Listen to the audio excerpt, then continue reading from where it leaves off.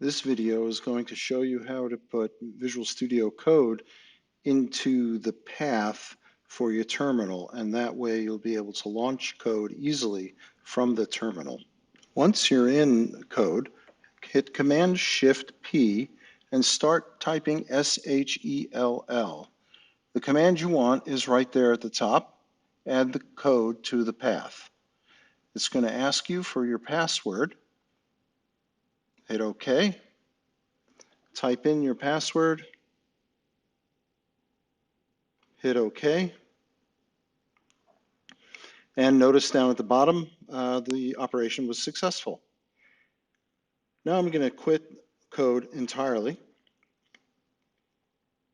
and show you what you did. I'm going to open a terminal, type in CODE from the terminal, and there's code. That's what you've done. Very good.